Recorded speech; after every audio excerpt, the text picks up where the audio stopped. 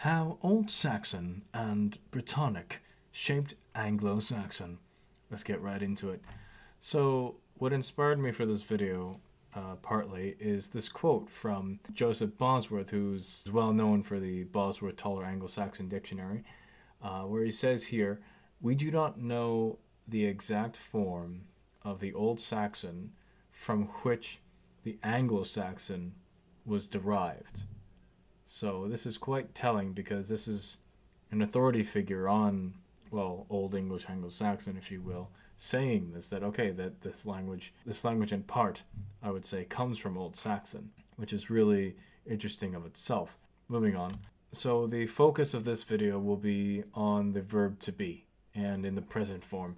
And I do have to say that this video is also going to be fairly hypothetical, and you'll see why. So we have our verb to be here in three different languages. We have Old Saxon, Old High German, and Gothic, right? So we have here in the Old Saxon, we have our wesan, that's to be. We got bium, we got bis and bist, that's like saying you are. We got ist and ist, that's like is in English. We got sind, which is interesting with itself. This is the plural present to say we are, you are, they are.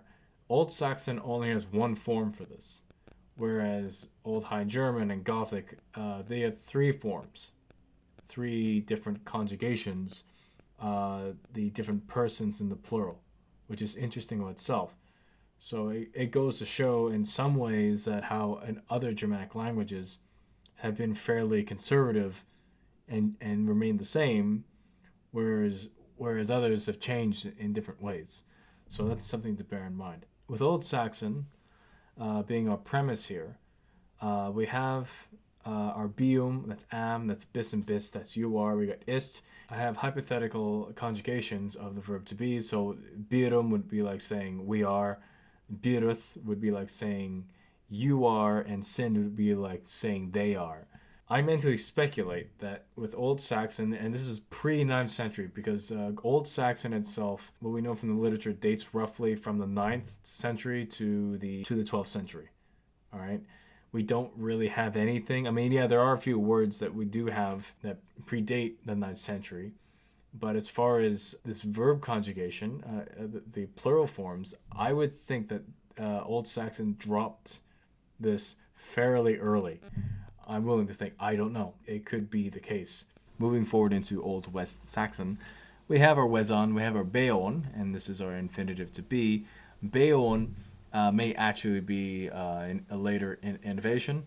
I'm not too sure when, but you don't see words like beon as the infinitive in other Old Germanic languages.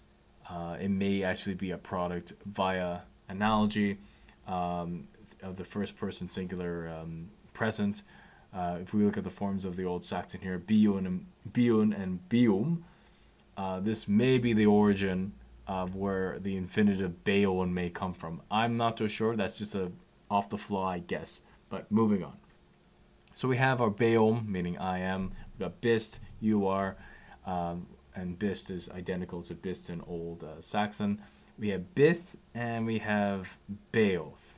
The he is and the we, ye, they are. Where do these two conjugations come from? Well, I have two ideas. Let's get right to it. So here we have bith and beoth. What are their origins? Well, I have two theories, two ideas of where possibly how these words have come about. And this is through the process called analogy. Analogy simply explained, or in the smallest of nutshells, is how one part within the same language becomes more dominant within itself. For example, very off the fly, English, Old English had many plural endings, and then as time moved forward, these plural endings got fewer, and to the point where now we just use the plural s, or occasionally in archaic contexts, people say one ox, two oxen. That's pretty much analogy in a nutshell. But anyway, so our first theory is that possibly by analogy, by the influence of, if you will, the second plural second person plural biruth, and within that the first person plural birum, which may play a role, and this is like hypothetical Old Saxon pre 9th century, would make up or influence how we have bith and beoth. That's one idea. But then we have another idea through the Brittonic side of things. You know, the Britons with their language, and they too have words that are very similar to Old West Saxon, if you will. And we have here, and forgive me for the bad pronunciation, I don't speak Brittonic, but I'll give it a shot. So we have bith and possibly bidun, which seems the fact that it's identical to the Old West Saxon, almost identical, which is really interesting of itself. And if I were to guess between these two languages here, I would think it would be the Brittonic, because we know through the historical record that you have Celtic people in Germanic graves, you have Germanic people adopting Celtic names, and thirdly, we have within our language, very the base form within our verb to be. This shows a lot. This shows a lot of interaction. This shows alliances. This shows possibly negotiation, diplomacy, or what have you. Small aside, in Old Northumbrian, and Old Northumbrian, for those who don't know, is one of the Anglian dialects from the Angles, if you will. And in Old Northumbrian, we have, very interestingly, this bidun, biodun, and biodon of the verb to be. So it's like saying, like, we, you all, and they are. And we have, and this looks very similar to the Brittonic bidun. So that's really interesting of itself. But this is a small aside because Old Northumbrian is an Anglian dialect, and we're really here to talk about Saxon. So moving right on. So British Saxon. So this would be what proverbially, hypothetically, would be what the Saxons brought over into Britain. And the term British here, I'm using this as a geographical term, but this chart I have here, this paradigm is very roughly done. It's more to bring a point out of getting like a very extremely rough idea of what the Saxon language would have looked like. Even though, despite the fact that the past and the future, this is mostly from Old Saxon, and in some ways Old Saxon is fairly conservative in its as a language, in many of its word forms and all that. So yeah, I just wanted to share that. And then moving on to Brittonic Saxon, and where we have the bith and beoth, and so this would be Brittonic Saxon. Of course, the future forms, that's from the Old English Weradan. Then we get into something more complex, Anglo-Brittonic Saxon. So we're adding on like Lego pieces, if you will. So this is what you would see in typical Old English, if you will, or Anglo-Saxon. We have our Anglian part, and this is where we have the am and the art and the arun and the r, in the singular and plural. We have our sins. So this is our. It gets interesting because the Anglian part is kind of a proverbial.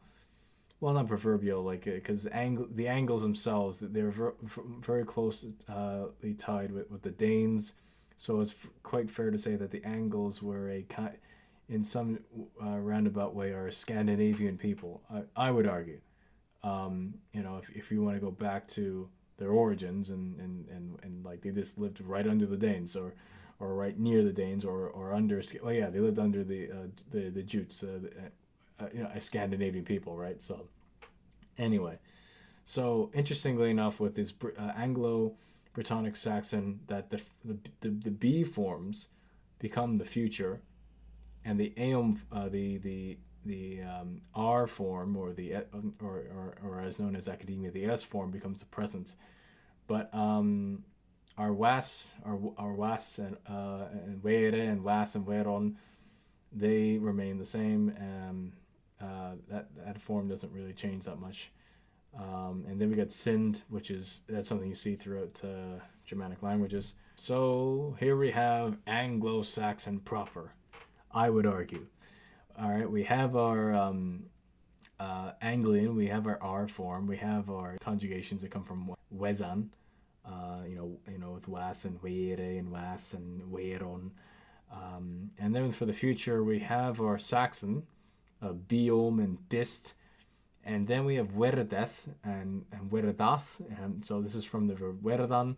So this would be taking a page from Old Saxon, where the way Old Saxon expresses the future to say I will be using the verb werdan. Similar to today's German werden.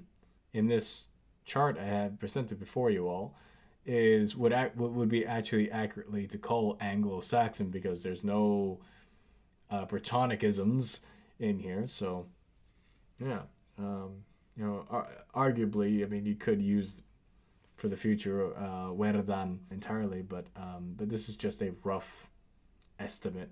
And for sake of for why nots, if you will, this is what full Anglian would look like, to my imagination anyway. So you don't have the Saxon B form, you just have the werdan, just your future to be, and you have your present in R form, or if you will, S form, and you have your past form of was, were, was, and weron.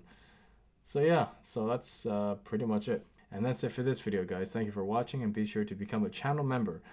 Please click on that join button below to really support this channel. Thank you, and goodbye.